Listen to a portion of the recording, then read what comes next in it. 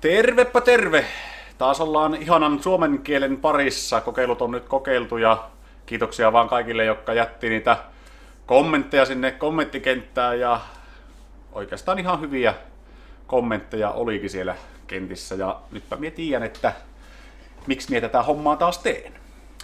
Mutta osa ei varmaan ole kattonut niitä videoita ja miksei olla golfin kimpussa, syy on siinä, että Volvoon tuli vika ja polttoaineen lämmitin ei pelaa tai se polttaa valoa tai tekstiä ruudussa, että se ei toimi, vaatii huoltoa ja se ei lähde päälle, niin täytyy nyt katsoa, että mikä siinä on vikana. Ja me en ole voinut millään muulla lukea tai millään en ole voinut lukea sitä vikakoodeja. Mulla oli tuossa noita vehkeitä, mutta niillä yhdellekään ei päässyt kiinni. Me tilasin sitten tämmöisen Kiinan ihmeen, jossa oli ihan Volvon logot ja muut systeemit. Ja paketissa tuli mukana tosiaan tämä ja DVD, jossa olisi ohjelma, millä pääsee lukemaan, mutta koska tämä on laiton, niin en voi sitä käyttää. Ja itse asiassa näille CDille tai DVDlle voi ylipäätään aina, kun ne tuolta Kiinasta tulee, niin tehdään yksinkertaisesti vaan näin. Joko ne ei pelaa tai niissä on laitonta ohjelmaa sisällä, niin jokainen voi sitten omissa harkinnoissaan käyttää tai olla käyttämättä. Mutta onneksi ei Saksan, vaan tsekkipojat on tehnyt ilmaisen ohjelman, millä tässä päässä lukemaan noita vikakoodeja, niin en sitä sen enempää tiedä. Minä olen ainoastaan asentanut sen tuohon koneelle ja kokeilu, että tämä purkki pelaa tavallaan löytää yhteyden sen ohjelman kanssa, mutta autossa en ole käyttänyt kiinni.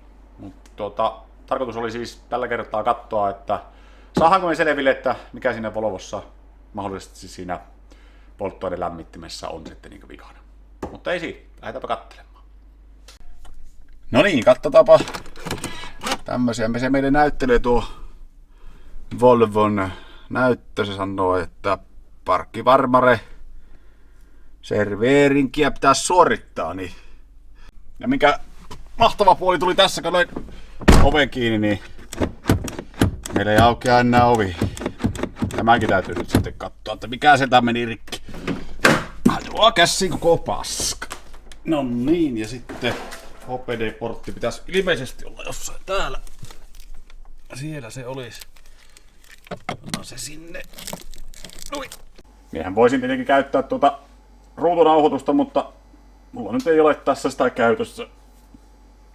Joten mennään tällä nyt sitten. No niin, auttaa huomattavasti, kun pannee kaapelin kunnolla kiinni, niin katsotaanpa. No niin, nyt se löysikin jo sieltä jotakin. Sitten vehicle detecti. Okei. Sieltä alkoi virheitä tulemaan, niin mä oon perkeleesti.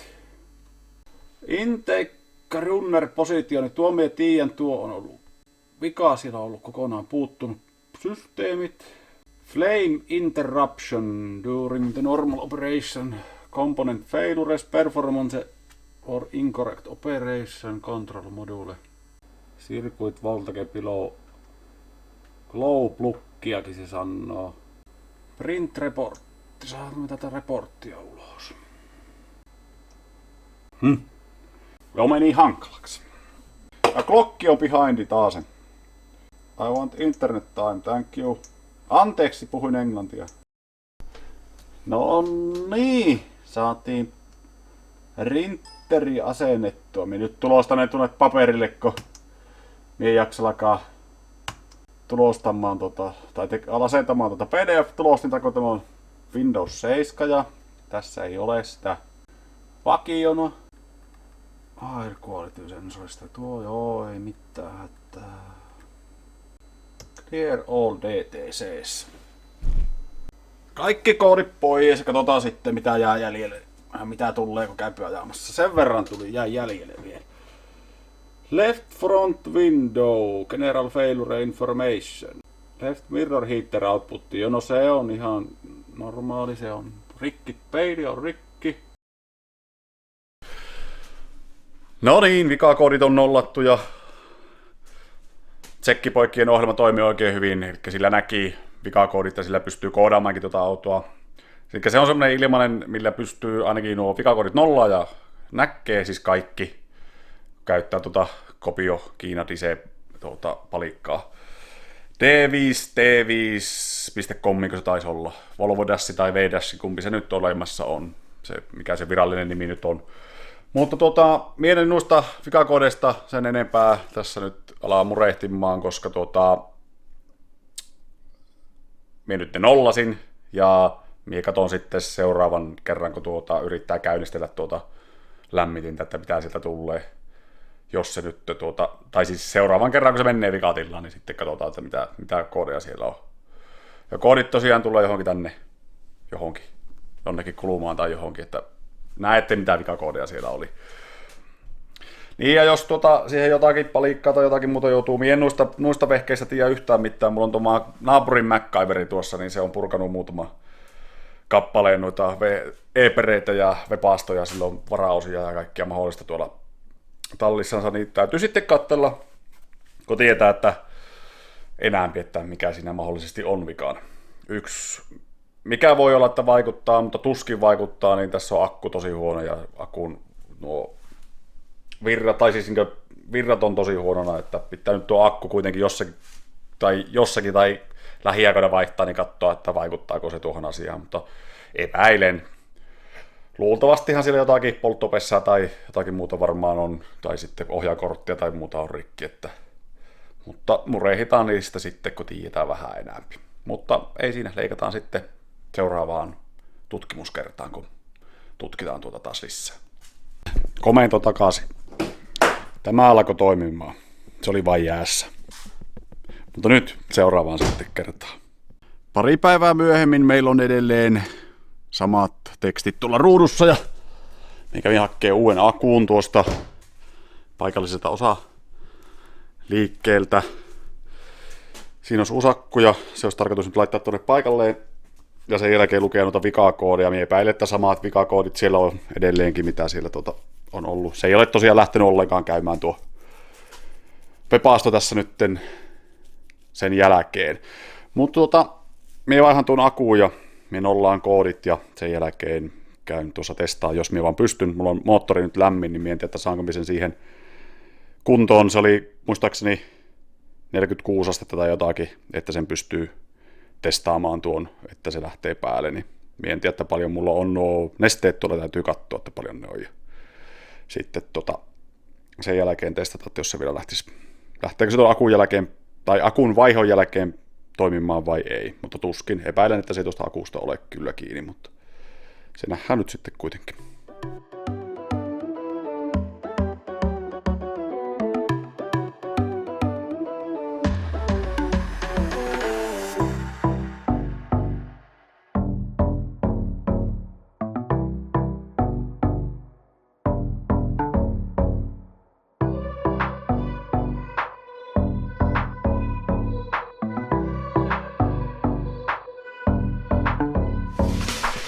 No niin, ja samat vikakoodit on edelleenkin, eli hehkutulpasta valittaa Webaston osalta. Ja se on tietenkin Heater in Lockout-mode, eli se on lukossa nyt, eli sitä ei voi painaa päälle. Sitten täällä on tämä Intake Manifold Runner Position Sensor Switch, bla bla bla, joka johtuu tästä melko varmasti. Tämä pomppaa irti tämä tappi tai tämä mikä tämä on, se liikuttaa tämä sähkömoottori, jotakin tämmöistä läppää täällä. En tiedä miksi se pomppaa pois, mutta näköjään se on taas pompannut pois, niin sillä se siitä valittelee. Täytyy nyt laittaa se paikalle ja katsoa, että josko se pysyisi paikallaan siellä. Mutta minä laitan tuon nyt paikalle ja nollaan koodit ja testaan lähteekö tuo lämmitin päälle. Toki tämä moottori on vähän liian kuuma siihen hommaan, mutta testataan kuitenkin.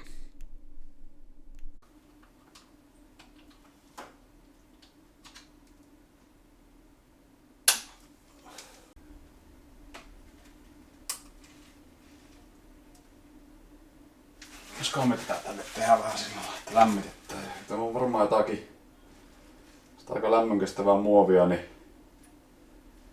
voisi kokkea vähän lämmittää ja painaa tuosta kiinni, niin se voisi olla, että se ehkä tulisi vähän tiukempi. Ei saata kuin kokka. Tämä tuskin tulee pysymään. No niin, minä vähän sitä lämmitin ja painoin pihillä tuosta, mutta katsotaan, menikö se edes yhtä. Kyllä vähän tuntuu, että se otti. Ehkä otti tuonne, että jos se tulisi.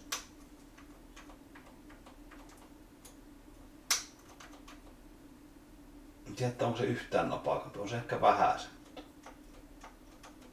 Ehkä se nyt pysyy. Jos se ei nyt pysy, niin sitten pitää seuraavan kerran lämmittää vähän lisää, mutta minä uskallan nyt sitä lämmittää. En uskalla sitä nyt lämmittää enempää. Pihi. Se ehkä saattaa pysyä siellä.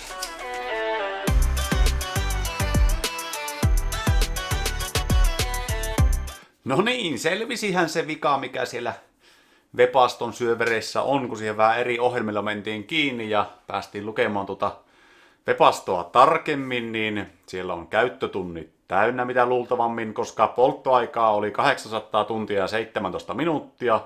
Ja netin perusteella se tarkoittaa sitä, että se laite on förmitäytön tällä hetkellä. Sitä en tiedä, että joku on keksinyt sen, että pystyykö sitä nollaamaan tuota laitetta vai ei. Mutta joka tapauksessa, jos sen pystyy nollaamaankin, niin se on otettava pois tuolta. Ja huolettava ja katsottava, että sillä kaikki on kunnossa. Mutta tällä hetkellä minä en sille voi oikeastaan tehdä mitään. Ja en sille varmaan ihan heti ole tekemässäkään, koska minä tiedän, että se maksaa se. Jos sitä ei voi nollata ja jos sitä ei pysty tavallaan huoltaan tuota tekotinta, niin sen uusiminen maksaa, olisiko 700 €, en tiedä. Mutta oletettavasti. Joten se saa olla. Voi olla, että minä sen ehkä revin tuolta pois ja lyön putket vaan väliin. En jo seuraavassa videossa, mutta täytyy nyt suunnitella, että mitä sen kanssa tekee. Ehkä minä annan sen olla, koska minä pärjään kyllä nyt tämän ensi talven ilman tuotakin. Koska tässä nyt normaali letkulämmitin toimii kuitenkin. Tai moottorilämmitin, moottorilämmitin toimii kuitenkin. Joten eipä siinä. Tulipahan kuitenkin vaihdettua tuo akku, mikä oli tosi huono. Se oli 11,5 volttia näytti, kun virrat oli päällä ja nyt se näyttää päälle 12. Eli vaikka tuon akun oli ladannut täyteen, niin silti se näytti sitä 11,5. Mutta ei siinä. Tämä video oli tämmönen ja ensi kerralla ehkä ollaan jo sitten golfin kimpussa. Niin varmaan sen jossain vaiheessa tähän talliin tuon ja alan repimään sitä sitten ossiin. Mutta ei siinä. Tältä kertaa morjes!